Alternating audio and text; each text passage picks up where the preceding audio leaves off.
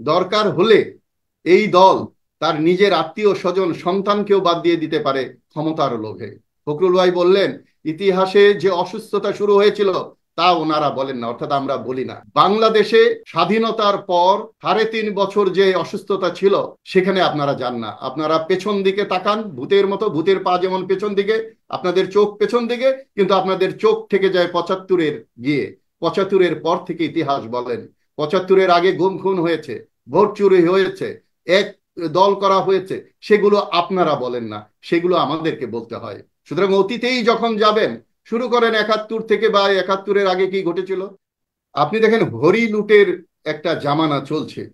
আমরা শুনতাম যায় দিন ভালো যায়, আসে দিন ওই ভালো না, তাই যেন চোখের সামনে দেখছে। আরেকটা হলো যে অঘাত ঘাট হবে, অমানুষ প্রাধান্য পাবে, তারই যেন আলামত, অর্থাৎ কেয়ামতের আলামতের একটা প্রতিচ্ছবি যেন আমরা বাংলাদেশে দেখছি। 350 জন এমপি, আমি বলি 350 জন রাক্ষস তৈরি করা হয়েছে। আমি বলি 350 জন জমিদার তৈরি করা হয়। এই 350 জনের কথা ছাড়া বাংলাদেশের কোথাও কোনো উন্নয়ন, টাকা পয়সা দেওয়া কোনো কাজ হয় না, কিন্তু তারা মুখে কুলুপ এঁটে বসে থাকেন, শুধুমাত্র এক ব্যারিস্টার সুমন এগুলো প্রকাশ করেন।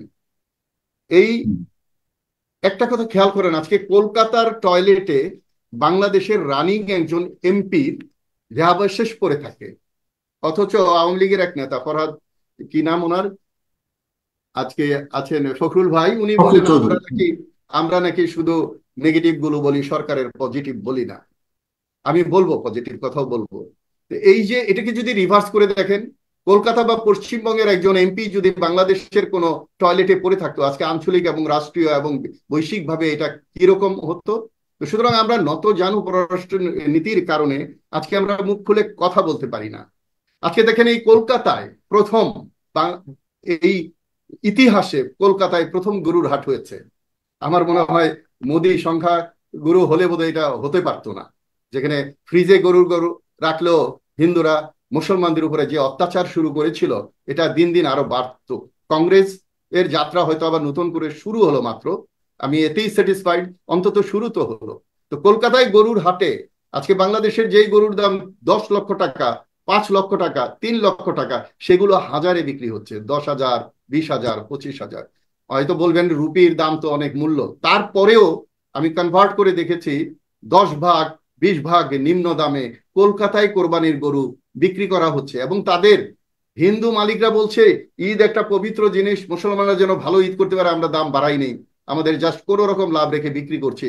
আর বাংলাদেশে এমন এক সমাজ গড়ে তোলা হলো যে এখানে আমরা পানি অতিরিক্ত পানি খাওয়ায় ওজন বাড়াচ্ছি গরুকে, ইউরিয়া খাওয়ায় গরুকে ফুলানো হচ্ছে, ইনজেকশন দিয়ে গরুর ওজন বাড়ানো হচ্ছে, এবং আমরা অসৎ উপায়ে এই ঈদের আমরা বাজারের আয়োজন করি। এবারের ঈদে অধিকাংশ মানুষ এর জন্য ছিল খুব সাদামাটা একটা ঈদ, একটা শ্রেণীর জন্য ছিল রেকর্ড পরিমাণ দুর্নীতি করে রেকর্ড পরিমাণ আনন্দের ঈদ।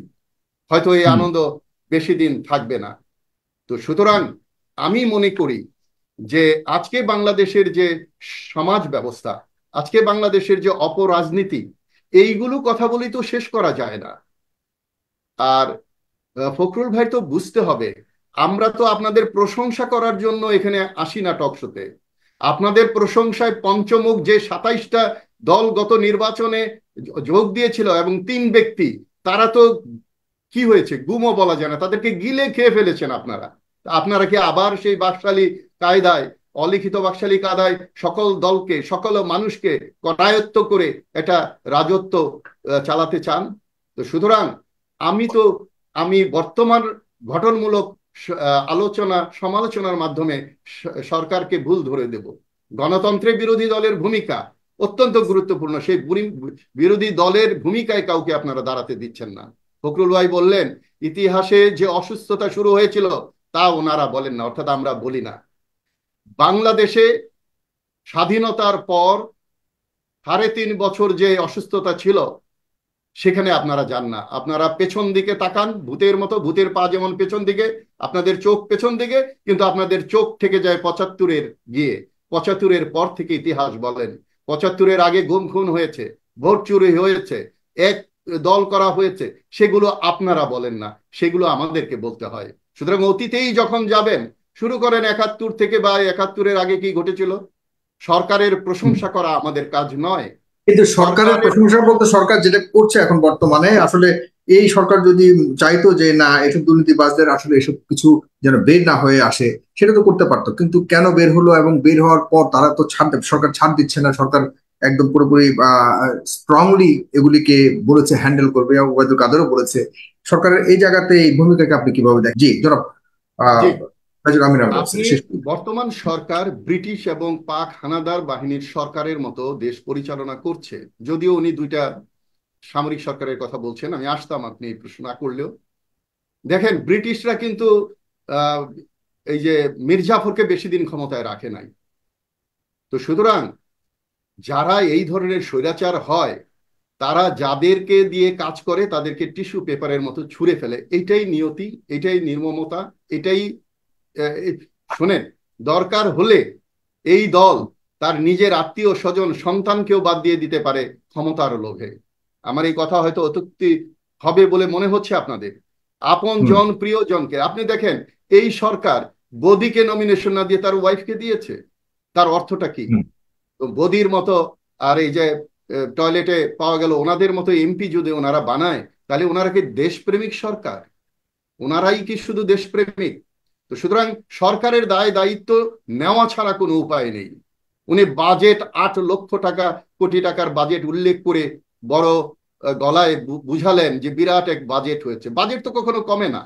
ওনারা যদি হুম। বাজেটের কথা বলেন, তখন বলে যে বিএনপির আমলে বাজেট কত ছিল। তো বিএনপির আগে তো বঙ্গবন্ধু ক্ষমতায় ছিলেন, তখন বাজেট কি বেশি ছিল বিএনপির চেয়ে? তো যতই দিন যাবে বাজেট বড় হবে, বাজার বড় হবে, হ্যাঁ, জি। শেয়ার বাজার বড় হবে, ব্যাংকের রিজার্ভ বড় হওয়ার কথা। কিন্তু তা তো ওনারা করেননি। জি। বরং ওনারা 30% ভ্যাট দিয়েছেন, আর কালো টাকাকে সাদা করার জন্য 15% দিয়ে কালো করা যাবে, সাদা করা যাবে কালো টাকাকে। এবং এটা বললে ওনারা খালেদা জিয়ার টাকা, অমুকের টাকা সাদা করা হয়েছিল।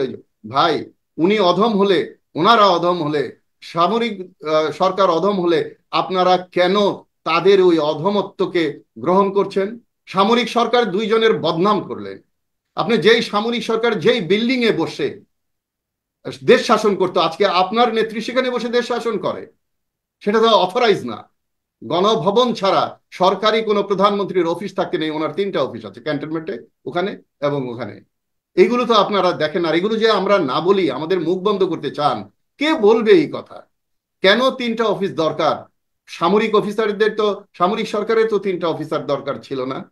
আপনি বলেন বেনজিনকে পালিয়ে যেতে দেওয়া হয় নাই। শেষ করতে হবে। হুম। হ্যাঁ, আমি শেষ তার করতে চেয়েছি। বিভিন্ন ধরনের বক্তব্য আছে। তিনি অনেকে বলছে তিনি দেশেই আছেন, অনেকে বলছে তিনি দেশ ছেড়ে পালিয়ে গেছেন, অনেকে এই বলছেন। বলার সুযোগ ওনারা কেন দিচ্ছেন? মানুষ তো বলছে পালিয়ে দেওয়ার সুযোগ দিয়েছেন, উনি বলছে পালাতে পারছেন না হুম। বা পালিয়ে বেড়াচ্ছেন। কিন্তু এবং তিনি মানুষ বলেছেন বলছে তারা দেশে আসবেন, পালিয়ে ফিরে আসবেন, যেতে সুযোগ দুদককে মোকাবেলা দিয়েছেন। করবেন। হুম।